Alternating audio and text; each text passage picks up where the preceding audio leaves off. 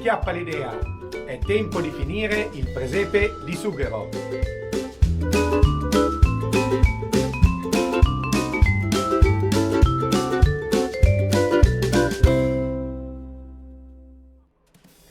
Bentornati amici ed amiche in questo video di Acchiappa l'idea.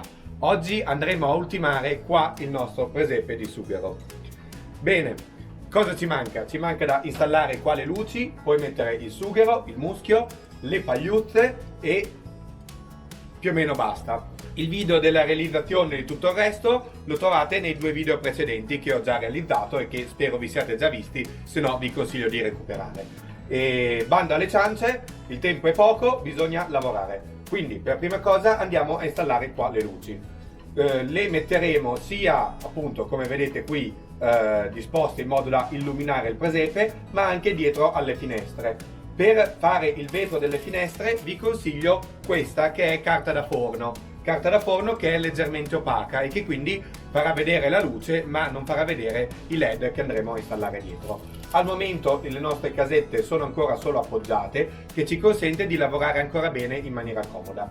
Per prima cosa ho pensato di fare una specie di portafinestra qua dietro e per farla utilizzeremo un listellino di legno tagliato e poi assembleremo la finestra. Idem metteremo qua dentro al cerchio un foglietto e in questa finestra, mentre invece per questa porta ho pensato di fare una porta diciamo con degli altri listellini, una porta, un portone, ecco. Qua dietro invece andremo a chiudere con un telo e poi dietro alla grotta chiuderemo o con del sughero o con della carta da montagna. Come ultima cosa andiamo a pannellare dietro perché così siamo un pochino più comodi nel lavorare. Bene, quindi adesso vado a togliere le statuine e poi dopo inizieremo a installare qua le lucette ai vari pezzi.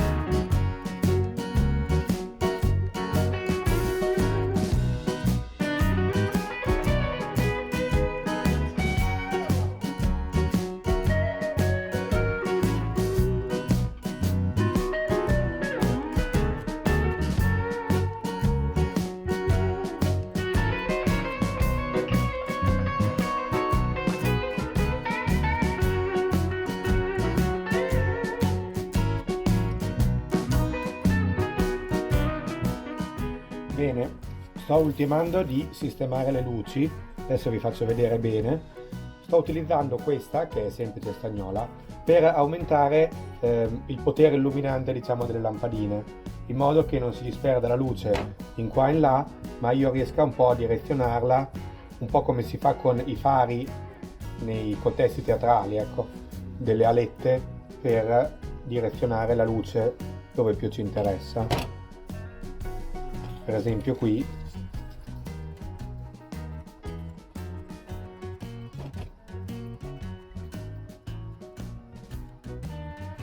qua sotto invece le andiamo a mettere in modo che puntino verso il basso. Mi raccomando, cercate sempre di nascondere la lampadina in modo che non si veda ma si veda solo la luce, perché è un effetto decisamente migliore secondo me.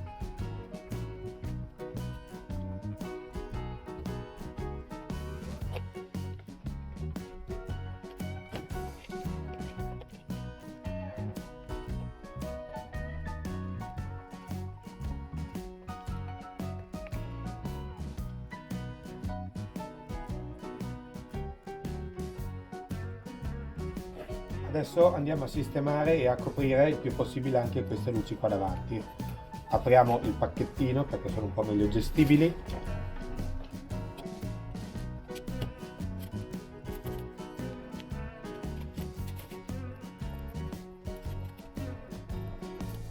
Ecco fatto, sono abbastanza soddisfatto qua del sistema luci. Queste qui sono riuscite a metterle abbastanza basse, quindi qua davanti ci andrà tipo un pezzo di sughero per coprirle.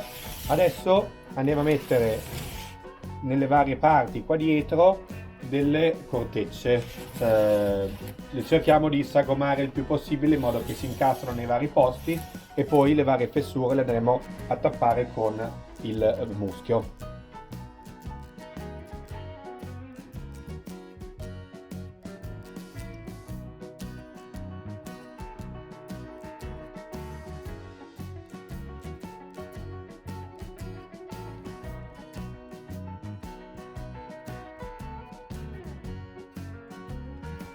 Questo lavoro può sembrare un po' brigoso e in effetti lo è, però è molto importante farlo bene, cercare di mettere dei pezzi nei punti in cui si incastrano bene, ritagliandoli all'occorrenza.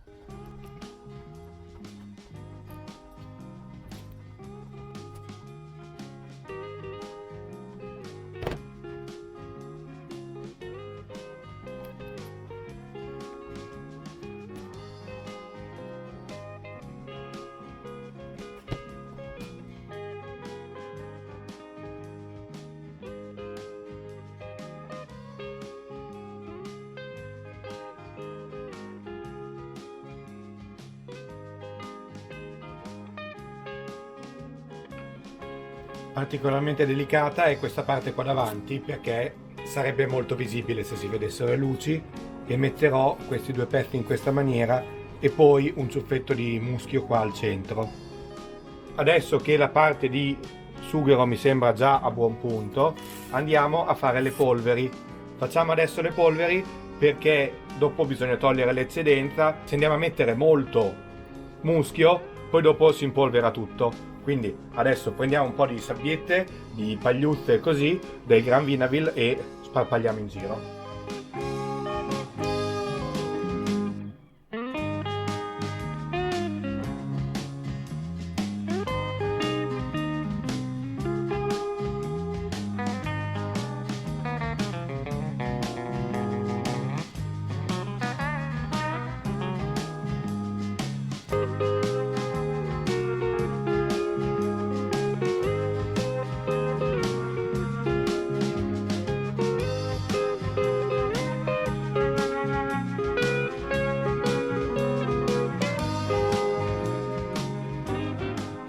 Ok, adesso prima di andare a scrollare il tutto e togliere la polvere in eccesso, dobbiamo lasciare asciugare molto bene il Vinaville in modo che ci si stacchi solo la parte che non ha fatto presa.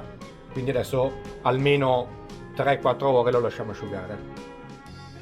Bene, è passato il tempo. A questo punto possiamo andare a scrollare via la polvere e vedere quella che rimane attaccata.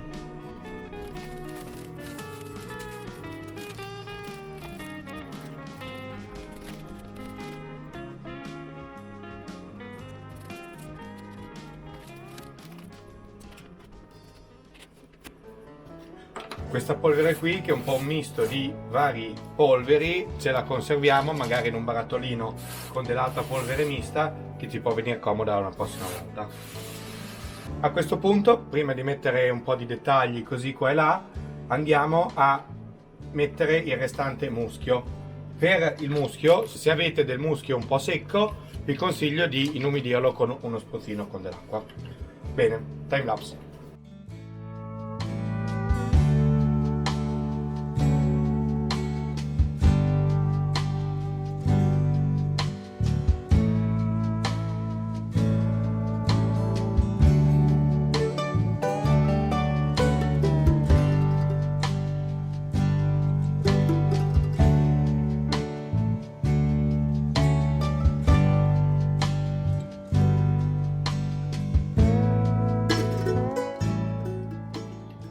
Bene, sono abbastanza soddisfatto del muschio e dei ripieni che ho messo. Adesso devo andare a chiudere dietro in realtà, perché è ancora tutto aperto. Allora, per chiudere in particolare qua la zona della montagna, che è ancora un po' visibile, nel senso che abbiamo questa voragine, ho pensato di usare la carta da montagna, che non è proprio forse il massimo, però tutto sommato non dovrebbe vedersi molto ed è molto pratica. Quindi io la vado a sistemare tipo così.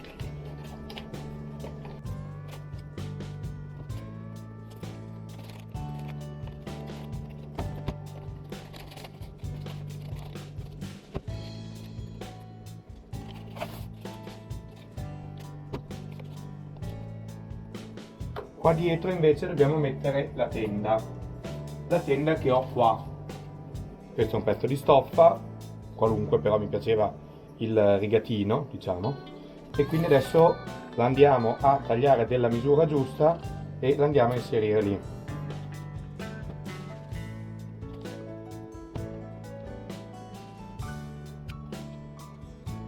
Bene, come vedete ho già posizionato le statuine. Che cosa ho fatto? Ho ricoperto però le basette, come vedete, in questo caso con della paglia perché andava dentro.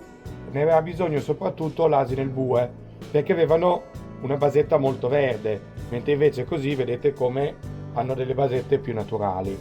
Alcune statuine non hanno la basetta, tipo questa, e quindi si integra già molto bene.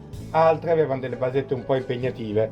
Un'altra opzione sarebbe quella di tagliarla, però dopo bisogna studiare gli altri sistemi, tipo uno spillo che esce o incollarle. Quindi ho incollato con della colla vinilica un po' di pagliuzze e terre a seconda di dove dovevano essere poi collocate. Vedo di posizionare un po' gli ultimi dettagli, come questa fontana che ho già realizzato e trovate il tutorial sul canale, e questi cestini qui che anche questi trovate tutorial. Li andrò a mettere un po' in qua e un po' in là nel presepe. Bene, posso dirmi complessivamente soddisfatto. Penso di aver ultimato nel sistemare le varie parti. Adesso vi faccio vedere qualche ripresa più da vicino e voi fatemi sapere qua sotto nei commenti cosa ne pensate, se aggiungereste qualche altro particolare.